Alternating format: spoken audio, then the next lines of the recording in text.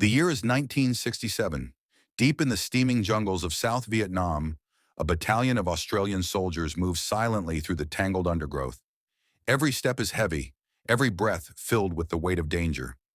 Unknown to them, hidden just ahead, lies one of the Viet Cong's most feared main force regiments, battle-hardened fighters of the 274th, waiting to spring a deadly trap. When the jungle suddenly erupts in gunfire, the Australians find themselves outnumbered, caught in a storm of bullets, rockets, and grenades. For hours they fight, pinned down, bleeding, refusing to break. What happened over the next 4 days would test their courage, their discipline, and their will to survive in one of the most brutal clashes of Australia's Vietnam War. This is the story of Operation Ballarat, a desperate battle fought in the shadows of Hat Dich, where a single Australian battalion stood face to face with an entire Viet Cong regiment. To understand how a single Australian battalion ended up in the middle of such a deadly clash, we need to look at the bigger picture. By mid-1967, Australia's involvement in the Vietnam War had grown far beyond its initial advisory role. The first Australian task force had established itself in Phước Tuy Province, a region southeast of Saigon. This province, with its jungles, villages, and key supply routes, became the responsibility of Australian and New Zealand troops. Their mission was clear but dangerous: root out the Viet Cong, deny them safe havens, and secure the countryside for the South Vietnamese government. But Phước Tuy was not an easy battlefield. The Viet Cong had been operating there for years, building networks of bunkers, hidden trails, and supply caches. Among them was the Hat Dich base area, a dense jungle stronghold used as a staging ground for attacks not only in Phước Tuy, but also into neighboring provinces. It was here that the 274th Viet Cong Regiment, a powerful and experienced unit, established itself. For the Australians of 3RAR, Hat Dich was more than just jungle. It was enemy territory, and it was about to become the setting for one of their fiercest battles. By 1967, the war in Vietnam had settled into a brutal stalemate. The United States poured in troops and firepower, while its allies, and including Australia, committed their own forces to the fight. The Australians operated differently from the Americans. Instead of relying on massive search-and-destroy sweeps with overwhelming firepower, they favored smaller, highly disciplined patrols. The idea was to track the enemy, strike suddenly, and vanish before the Viet Cong could regroup. But this strategy only worked if the Australians could find the enemy in the first place. And the Viet Cong were masters at hiding. They could melt into the jungle, disappear into tunnels, or blend in with local villages. The first Australian task force, based at Nui Dat, had been targeting areas that intelligence identified as strongholds. One of the most notorious was the Hat Dich base area, lying on the border of Phước Tuy, Long Con, and Binh Duong provinces. For years, Hat Dich had been a sanctuary for Viet Cong forces, a place to regroup, stockpile weapons, and launch attacks into the surrounding countryside. Intelligence reports in August 1967 revealed that the 274th Regiment, one of the Viet Cong's toughest main force units, was operating in Hat Dich. This regiment wasn't a scattered guerrilla band. It was a full-scale fighting formation, numbering more than 1,000 men, battle-hardened from years of combat. Well-trained, well-armed, and intimately familiar with the terrain, the 274th had already proven itself a serious threat. The Australian command knew that leaving Hat Dich unchallenged would only allow the Viet Cong to continue striking at will. The decision was made. 3rd Battalion, Royal Australian Regiment, 3RAR, would sweep into Hat Dich. Their mission was simple on paper, but deadly in practice. Conduct a reconnaissance in force, disrupt Viet Cong activity, and if possible, destroy the 274th Regiment. For the men of 3RAR, this was not going to be a routine patrol. This was a dangerous thrust into enemy territory, where every tree could hide a rifleman, and every clearing could be a trap. They were walking straight into the lion's den. Marching into Hat Dich was the 3rd Battalion, Royal Australian Regiment, better known as 3RAR. These were professional soldiers, many of them veterans of earlier operations in Phước Tuy. They numbered just over 600 men, divided into rifle companies, support units, and command staff. Each soldier carried the L1A1 self-loading rifle, a rugged weapon suited to the harsh climate. They also had M60 machine guns, M79 grenade launchers, and radios that linked them back to the firepower of Nui Dat. Supporting them was the 1st Armored Personnel Carrier Squadron, with their lumbering but tough M113 carriers. These steel beasts could smash through thick jungle and deliver infantry directly into the fight. They weren't invulnerable, but for soldiers pinned down in a firefight, the sight of M113s rumbling through the trees was often the difference between life and death. Behind them stood the gunners of the 1st Field Regiment with their 105mm howitzers. Though many kilometers away, these guns could rain shells down with pinpoint accuracy, guided by forward observers on the ground. For Australian infantry, artillery wasn't just support, it was a lifeline. Overhead, American helicopters provided mobility and medical evacuation. Dust-off crews risked their lives flying into hot landing zones, extracting the wounded under fire. Without them, many Australians would never have made it home. Facing them was a very different force, the 274th Viet Cong Regiment. This was no small village militia. The regiment was a hardened main force unit of perhaps 1,000 to 1,500 men.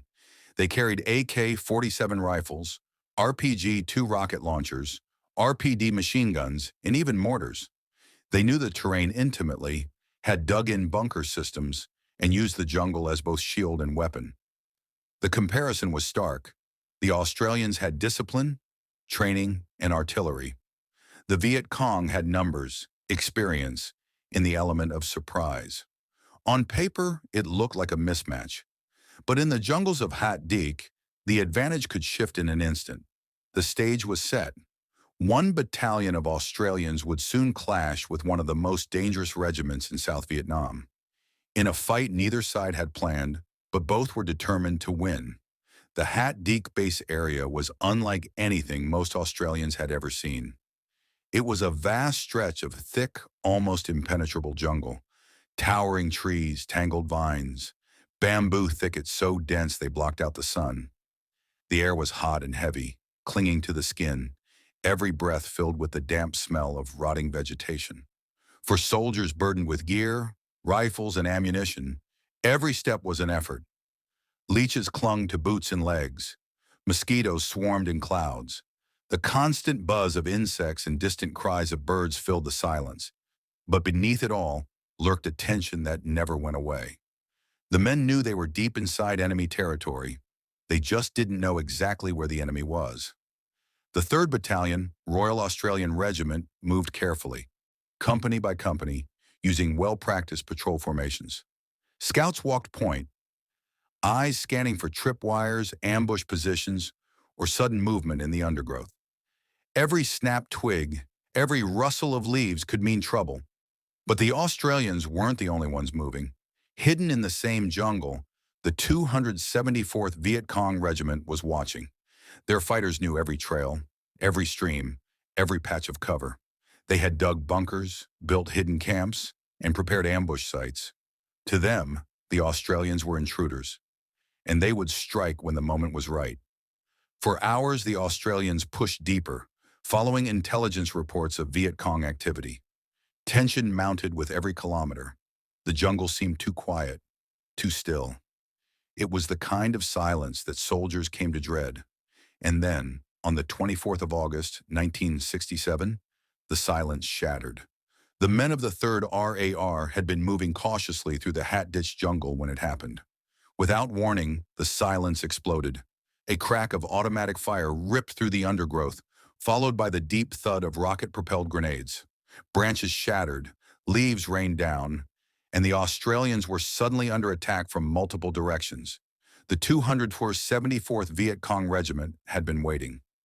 Hidden in well-prepared positions, they unleashed a storm of fire. Machine guns spat long bursts, pinning the Australians to the ground. RPGs slammed into trees, sending splinters flying like shrapnel. Mortars thumped in the distance, their shells bursting above the canopy. The Australians had walked straight into a deadly ambush. For a moment, the situation teetered on disaster. Men hit the ground, shouting to one another over the roar of gunfire. Casualties came fast. Soldiers dragged the wounded to cover while medics scrambled to stop the bleeding. The jungle itself seemed alive with fire and smoke, every shadow hiding an enemy rifle. But the Australians were not unprepared. Training took over. Small groups returned fire with L1A1 rifles and M60 machine guns, laying down bursts to suppress the enemy. Radio operators called frantically for artillery support. Within minutes, the first 105mm shells came screaming in from Nui Dat, detonating with deafening crashes around the Viet Cong positions. Still, the fight was far from over.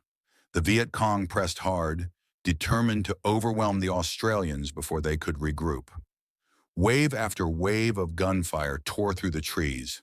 The Australians held on, crawling through mud and roots, fighting back with everything they had. What had begun as a routine sweep had turned into a desperate battle for survival. And as the day wore on, the men of 3RA realized they weren't just facing a patrol or a small unit. They were up against an entire regiment. The Battle of Operation Ballarat had truly begun, pinned down and taking casualties. The Australians knew that if they didn't act quickly, the Viet Cong would overrun them. Company commanders barked orders through the chaos, pulling scattered groups back into coherent firing lines.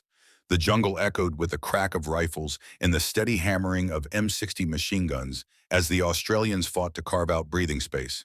Then came the answer to their calls for help. Over the horizon, the deep growling engines of the M113 armored personnel carriers could be heard. The steel beasts of the 1st Armored Personnel Carrier Squadron pushed their way into the battle, tearing through scrub and bamboo. Their arrival changed everything.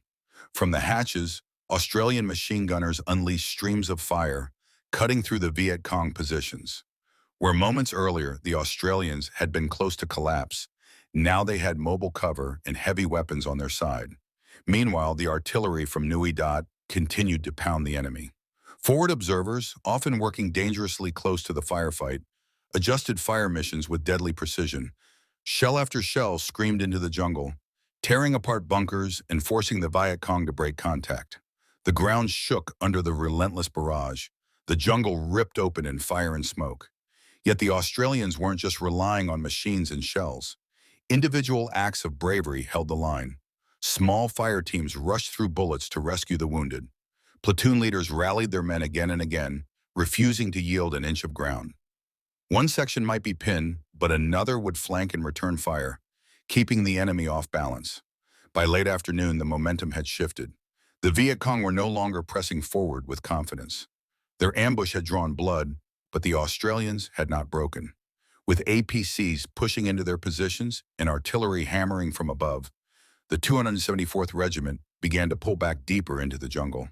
The battlefield fell into an uneasy silence, broken only by the moans of the wounded and the crackle of distant gunfire. The Australians had survived the worst of the storm, but everyone knew this fight wasn't over. The enemy was still out there, regrouping, waiting for another chance to strike. The first clash had shaken 3RR to its core, but the battle for Hat Dich was far from over. As dawn broke on 25th August, the Australians pushed forward, determined to chase the 274th Viet Cong Regiment deeper into the jungle. What followed was a grim game of cat and mouse, fought in suffocating heat and constant tension. The Viet Cong refused to stand and fight in the open. Instead, they used their hit-and-run tactics, brief ambushes from hidden positions, bursts of machine gun fire, then melting back into the shadows. One moment the jungle seemed empty, the next it erupted in chaos. For the Australians, every patrol was a gamble. Would the next clearing be quiet, or would it explode with gunfire? Artillery and airstrikes became vital tools. Whenever contact was made, forward observers called down devastating firepower. The thunder of 105mm howitzers and the scream of jet engines tore through the canopy, ripping apart bunkers and forcing the enemy to scatter. But even with such support, the jungle always gave the Viet Cong cover to escape. The Australians pressed on, often moving knee-deep through swampy ground, their uniforms soaked with sweat. Sleep was rare, food was cold, and the constant weight of packs and weapons wore men down. Leeches, mosquitoes, and exhaustion were enemies almost as relentless as the Viet Cong themselves. Yet the soldiers kept advancing, refusing to let the ambush of the 24th be the final word. Contact was frequent but fleeting. A burst of gunfire, a short fight, and then silence. The enemy would vanish, leaving only blood trails and discarded ammunition. It was frustrating and dangerous in equal measure. Each clash cost lives and added to the growing casualty lists. By 27 August, the tempo of contact began to slow. The Viet Cong, battered by days of artillery and pursued relentlessly through their own stronghold, slipped further into the wilderness. The jungle grew quiet again, but it was an uneasy silence, the kind that reminded every man that the 274th Regiment was not destroyed, only dispersed. For 3 AAR, Operation Ballarat was not over, but the worst of the fighting had passed. The jungle of Hat Dich had tested them with fire, and though they had endured, the price had been steep. When the gunfire finally faded and the jungle returned to its eerie silence, the men of 3RR were left to count the cost. Operation Ballarat had been one of the hardest tests they had faced in Vietnam. On the ground, the Australians had held their own against a much larger enemy. Patrols moving through Hat Dich found abandoned bunkers, scattered weapons, and blood trails that told the story of Viet Cong losses. Intelligence later estimated that between 50 and 100 Viet Cong had been killed in the fighting, with many more wounded. Large amounts of equipment and supplies had been left behind in the hasty withdrawal, but victory came at a price. 5 Australians were killed in action, and around 30 more were wounded in just a few days of combat. For a battalion-sized unit, these losses were heavy. The names of those who fell would be remembered long after the operation ended, etched into the collective memory of 3RAR. Tactically, the Australians could claim success. They had survived the ambush, inflicted serious casualties, and pushed the enemy out of their stronghold. Their discipline under fire, the effective use of artillery and armored support, and their refusal to break under pressure proved the strength of the Australian approach to jungle warfare. Strategically, however, the outcome was less clear. The 274th Regiment had not been destroyed. It had simply pulled back, regrouped, and lived to fight another day. Within weeks, its units would reappear, launching fresh attacks elsewhere in Phước Tuy and the surrounding provinces. The reality of the war was laid bare. No matter how hard the Australians fought, the Viet Cong were rarely finished. They could absorb losses and return again and again. For the men who had fought in Hat Dich, the aftermath was a mixture of pride and frustration. They had proven themselves against overwhelming odds, but the war ground on. Operation Ballarat was over, but Vietnam was far from finished with them. Operation Ballarat became more than just another entry in the long list of sweeps and patrols carried out by the Australians in Vietnam. For the men of 3RR, it was remembered as a brutal test of willpower, a fight where their discipline, training, and reliance on fire support meant the difference between survival and annihilation. The battle demonstrated the strengths of the Australian way of war. Unlike the large American search and destroy operations that relied on overwhelming numbers, the Australians fought with smaller formations, moving quietly through the jungle, ready to strike and then withdraw. In Ballarat, this doctrine was tested against one of the Viet Cong's strongest units. The fact that a single battalion held its ground against an entire regiment spoke volumes about their professionalism. Yet the battle also exposed the limits of that approach. No matter how well-trained or disciplined the Australians were, destroying the Viet Cong outright was almost impossible. The 274th Regiment withdrew battered but not broken, returning to the fight only weeks later. Ballarat showed that jungle warfare in Vietnam was a cycle. Find, fight, inflict casualties, but rarely finish the job. For Australian commanders, the operation reinforced the importance of artillery, armor, and air support. These elements had turned the tide in Hat Dich. Without them, the ambush on 24 August could easily have ended in disaster. It was a lesson that would shape future battles, from Operation Coburg during the Tet Offensive to the massive clashes at Coral Balmoral in 1968. In the years that followed, veterans of 3RAR would look back on Ballarat as one of their defining battles in Vietnam. It was not as famous as Long Tan or Coral, But within the regiment, it carried a weight of memory, a reminder of how close they had come to disaster and how hard they had fought to prevent it. Operation Ballarat stood as proof that the Australians were more than capable of facing the Viet Cong head-on. But it also underscored a deeper truth of the Vietnam War. In a conflict where the enemy could never be fully destroyed, even victories felt temporary. Operation Ballarat was not the biggest battle of the Vietnam War, nor did it change the course of the conflict. But for the Australians who fought there in August 1967, it was a defining moment. 4 days of fire and fear in one of the most dangerous corners of Phước Tuy Province. What began as a routine sweep through the jungle turned into a desperate struggle for survival. Ambushed by a regiment-sized enemy force, 3 RAR held their ground. They endured the shock of the first assault, rallied under fire, and turned the tide with the help of armored carriers and devastating artillery. Their courage and discipline prevented a catastrophe, and in doing so they proved that a single battalion of Australians could face one of the Viet Cong's toughest units head-on and survive. Yet the battle also captured the essence of the war in Vietnam. The Australians could inflict heavy losses, clear strongholds, and claim tactical victories. But the enemy always slipped away, regrouped, and returned to fight another day. Operation Ballarat ended with the Australians standing on the battlefield. But the 274th Regiment was not destroyed, and the war dragged on. For the men of 3RR, the memory of Hat Dich remained sharp. The heat, the mud, the sudden eruption of gunfire, and the comrades who never came home. It was a reminder of the price paid in a war where victory was always fleeting, and survival was often the greatest achievement of all. In the end, Operation Ballarat was a battle etched into the memory of every Australian soldier who fought there. It wasn't just another operation on a long list of sweeps through the jungle. It was a brutal confrontation that revealed both the strength and the limits of Australia's war in Vietnam. The men of 3RAR had faced a regiment-sized enemy force in its own territory and held their ground. They had shown resilience, discipline, and bravery under fire. But the jungle and the war itself gave no easy victories. The Viet Cong could always return, and the fighting would never truly end. For those who survived, Ballarat was more than history. It was a moment that defined their service, their comradeship, and their sacrifice.